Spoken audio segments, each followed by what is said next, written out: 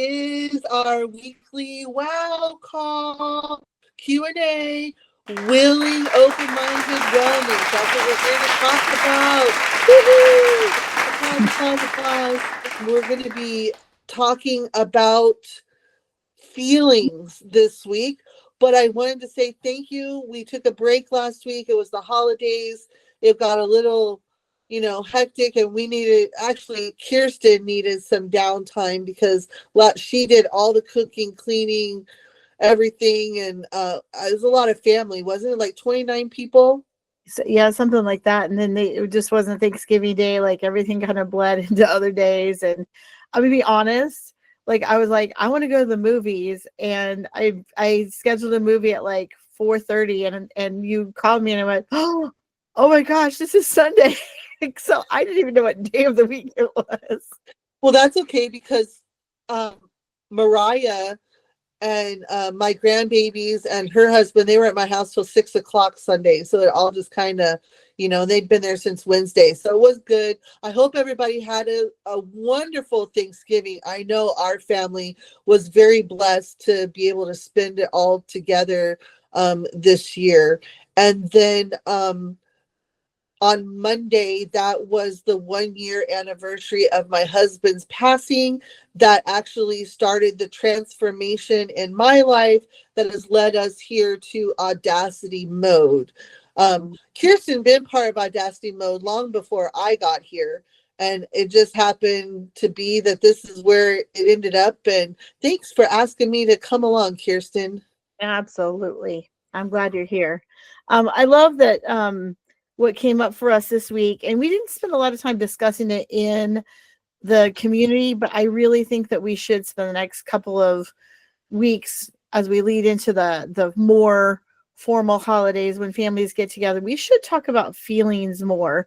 I think that feelings are things that get really, I think that we try to make things so perfect that we have to sort of suppress our feelings. There's a lot of pressure to make everything look and feel the way that our parents did or that other people did. And even in decorating, I'm here with my mom, and we've been going through her decorations, and I'm finding old decorations, and that brings up a lot of feelings for me. And then I'm finding that she has problems parting with things that really probably, I'm not going to say she should go to the trash because she might listen to this, but she might need to part with a few things. And she struggles with some of that. And it's okay. Yes. I'm not judging, but we have feelings attached to things. And sometimes people don't agree with our feelings that are attached to things. And so it can create all kinds of distress in families and in ourselves. Even if we don't let anybody else know that we're having feelings, we'll have feelings about it. So I really think that as we talk about being ourselves, one of the things that we have to do related to self-care and wellness is be willing to feel our feelings, and not just the feelings that we want to feel, but all of our feelings. I was thinking that a lot of times our particular family, meaning kids, grandkids, parents, we've gotten together and somebody always says something or does something to make somebody else mad. And then there's like a lot of drama. And I think we have all spent the past year really not just working on ourselves, but also working with my children on things. And my son actually came to me and said, Mom, this was the best Thanksgiving that we've had in a long time. No one left with their feelings hurt. There was laughter. There was no one left crying. And they all stayed as long as they possibly could. No one actually was like, gotta go. So I think that that tells you that if you're willing to work and acknowledge and work on your feelings, that eventually it will be recognized. Because I think it had to start with Kirsten and I before it's actually ran over into the family. But and I think it helps to recognize that feelings aren't feelings aren't our enemy, right? Like feelings are information, And so I think in families or in places, whether it's work or, places where you hang out, when feelings are the enemy, then there's always going to be some sort of problem, because we're meant to feel our feelings. Feelings are information, and how we interpret that information is kind of important. But there's so much misinformation about feelings, and we feel obligated. There's an obligation to how we deal with our feelings, and people are telling us what to do with our feelings. And I just feel like if we're going to truly be audacious, we're going to have to get honest with ourselves about our feelings and what we need to do with our feelings. Because true audacity is, I am willing to feel my feelings as I'm having them and let them be what they are, and not trying to manipulate somebody else, and not letting my feelings cause me to do things that aren't who I am. And then I don't do things with my feelings to harm others either. So there's got to be some real honesty about my feelings with me. I got to be honest with myself about my feelings and what I'm going to do with them. So I think that's a good kickoff to what we want to talk about for the next several minutes, and then into next week. Well, I think the first question for the Q&A on this is, why is it important to feel your feelings? Did we talk about? I don't think we actually. I don't think we've answered that question at all. And I think that that's one of the things that we really should explore more thoroughly in the group this next week. I'm going to give just a really high level answer, but I think as we go through the week, let's explore that together with everybody who is in the community. The first thing, come join us at school.com. Look for Audacity Mode, and you will get to learn more about feelings. Absolutely. I think to feel our feelings is appropriate. Feelings are there. Feelings are information. Feelings are not good or bad. There are some feelings that have been labeled good, and some feelings that have been labeled bad. And I have to say, I'm really grateful to, I think it's Disney Pixar, for making the movie Inside Out, because they've done a lot to really destigmatize feelings and letting feelings just be natural. But a cartoon doesn't take it far enough, right? I mean, we really have to understand that feelings have meanings, and they have information behind that. So when I feel angry, there's a pretty good chance that there's some boundaries being crossed. Like, I feel angry because somebody is crossing a boundary, and maybe they're crossing the boundary because I haven't made the boundary clear. So I have to ask myself, when I'm feeling this feeling, what is this feeling about? What information is it giving to me? And then what do I want to do with that information? I have not always been gracious with my feelings, and sometimes even now I'm not gracious with my feelings. I'm a fast in my analytics, but I'm in analyzing external information, but I'm slow in processing my own information. Just the way my personality and the way I do energy. It takes a long time. I feel everybody's energy. I'm a reflector. So I feel it and I reflect. And sometimes I don't even know what I'm feeling, because I can feel what other people are feeling around me, and I don't know what's mine and what belongs to somebody else. So I have to really slow things down and go, okay, what is it I'm feeling? And last night I had some really big, strong feelings. And when I kind of got through all of them, the first thing I thought is, dang, I'm hungry. I'm going to go get something to eat. And so I left and went to get something to eat. When I came back, I felt a lot better. Now, the issue that I had big, strong feelings about had not resolved. It wasn't gone. It wasn't done. But I felt a lot better because I had eaten, right? So just because I feel feeling strong and big doesn't mean that it's valid, right? I knew I needed to go eat. So I want to make sure that we understand the feelings aren't right or wrong. And based on the intensity of them, that doesn't make them more right or more wrong, right? They're not, the intensity doesn't say it's worse or better. Sometimes there's other contributing factors to feelings. And feelings and emotions are very closely connected. Okay. Feelings are things that happen in the body. right? I'm having a feeling. Emotions are the thing that comes to Expression. the mind, to the mind, related to what's happening in the body. So emotions and feelings are closely connected. They're not the same thing. A lot of times when we shut down our emotions, we'll still feel things in our body, but we ignore those things in our body, and it causes sickness. It causes one of the things that science has said, and it's interesting because science has progressed because of neuroscience and things like that. They're beginning to connect dots. But there is a trauma scale that was discovered because they were doing some research around obesity. Kaiser Permanente was doing research around obesity, and one of the researchers, and they had asked thousands and thousands of people some particular questions, and one of those researchers asked the question wrong. And I can't remember how the question was asked and how it was supposed to be asked, but basically, the researcher asked the person, essentially, why do you think you're overweight?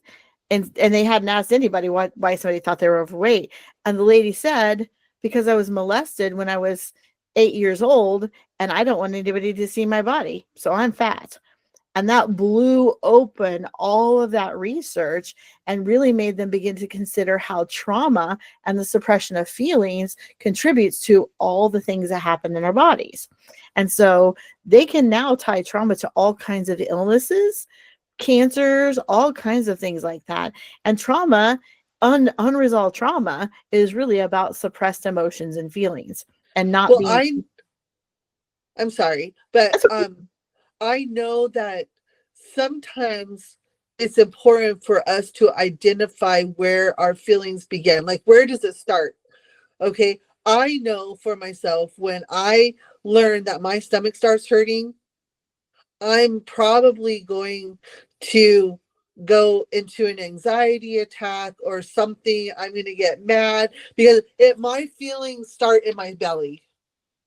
That's where my feelings start, or in my belly. That's where you feel them first. Yeah. That's where you become aware of them. Yes.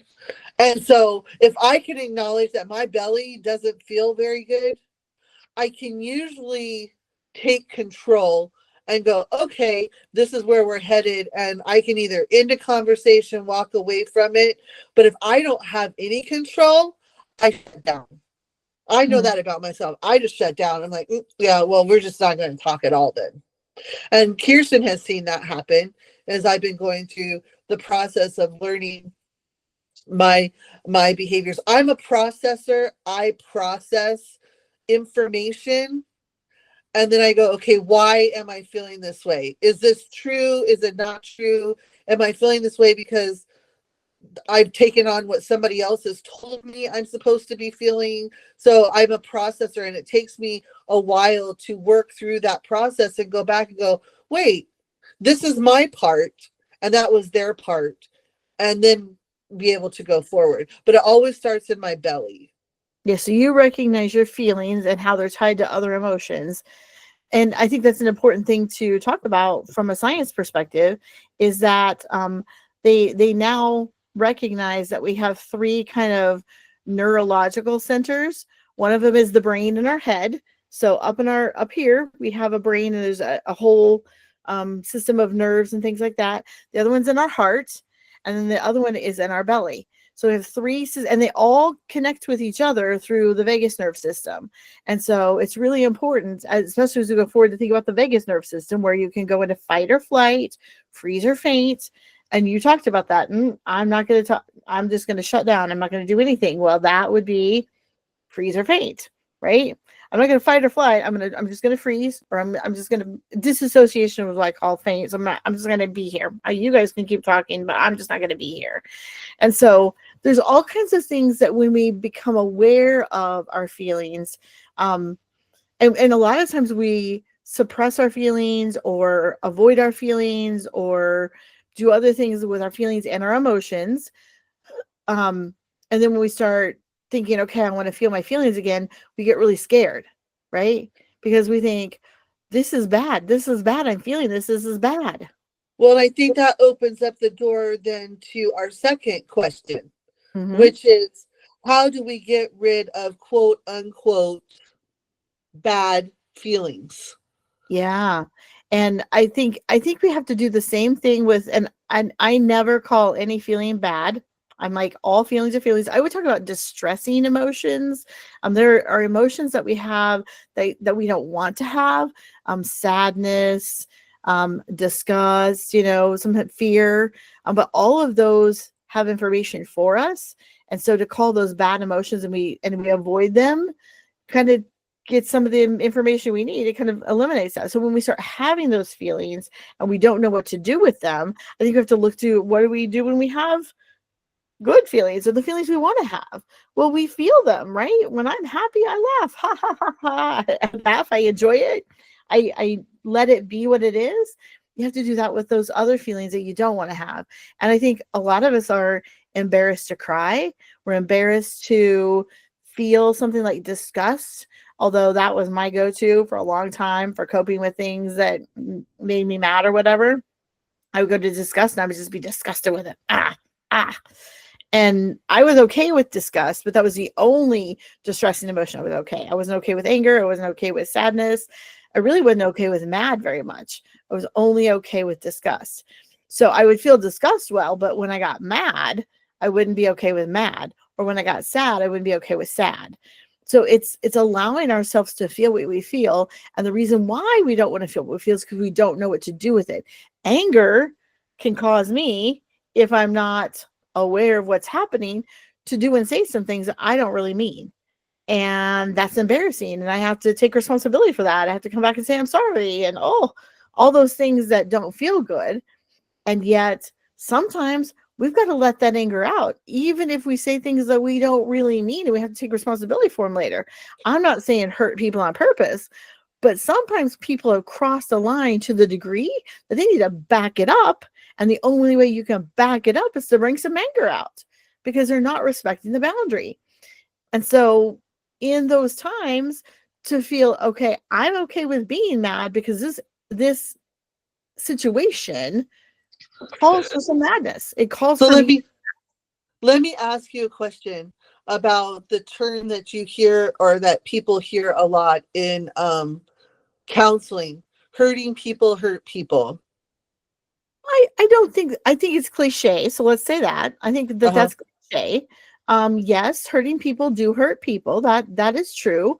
However, not all hurt that we receive is necessarily negative or bad hurt. Sometimes we're doing things we shouldn't be doing, and we're not listening to the signs that people are giving to us, and we need to be hurt in order to back up. That's what happens when you're in a parking spot and there's a car behind you and you don't see it and you back into it.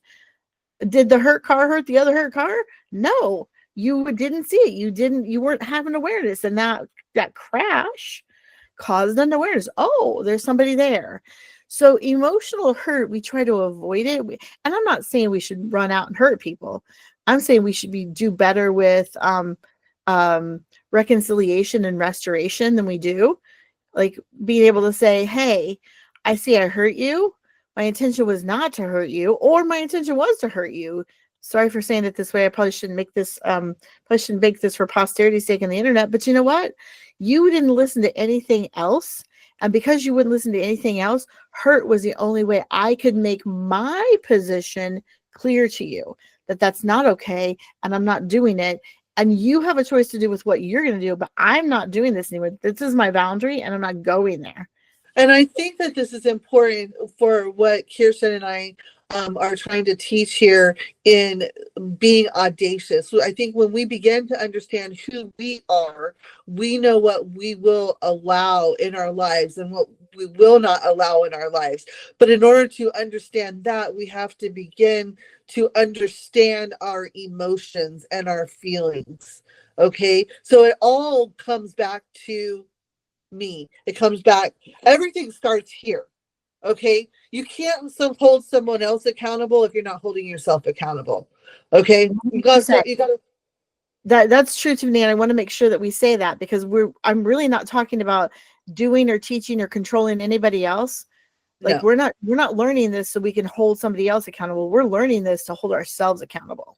Yes. And I think that that's real important to say. I'm not telling you to run out and start telling whoever is in your life that, no, no, no. This is, look at yourself, hold yourself accountable for, because I believe that what comes out here is in reflection to what your life is with your source, or your God, or your universe, or whatever it is that you choose, to call, get your power from. I choose God, and I really believe that it's a reflection. And so if we don't like what's coming back at us, we have to change what's inside of us. And anyway, and I think that that goes into our last question, which is, we tend to have a lot of unresolved feelings that overwhelm us with our family, when we're around our family, and especially during the holidays when there's so much going on and people aren't listening because they're, all about the gift giving and this and that, and holidays can be very harming. And so how do we deal with those unresolved family feelings of overwhelmingness that we have, Kirsten? Well, I think that it's really important to maintain my own self-awareness, right? So if I'm going into an environment where there's a lot of unresolved whatever, and I know that I'm walking into that environment, I need to give myself a way out. And I've been in a number of environments like that. And so my way out sometimes is, I'm going to go to the bathroom and I'm going to breathe for a few minutes, because ain't nobody coming in the bathroom when I lock the door, right? And I don't have to be sitting on the toilet to just sit and breathe and stay self-aware. And then the other thing is, I need to be able to give myself a way out. So I will tell myself, I'm going to stay until XYZ, and I will tolerate whatever's there until this point. So I might stay until after dinner, right? I may not stay for gift giving because I can't tolerate whatever goes on during gift giving, but I will stay until dinner to help my mom or whatever that is. I have to know what my boundaries are around keeping myself emotionally and relationally safe, right? So self-awareness is huge. And then knowing what you need to do for yourself without explanation to everybody else. I don't have to say, well, I'm leaving after dinner because Bobby Joe can't keep his damn mouth shut whenever we're opening gifts and has to make snarky remarks about everything. You see what I'm saying? Well, I want to take it even a little step further. Okay. We all know that the holidays are time for the bubbly, whatever bubbly it is. And the eggnog that your uncle doctored up with his favorite rum or whatever, just be careful of what you partake in, because I know, listen, I like to have a good wine, a good glass of wine.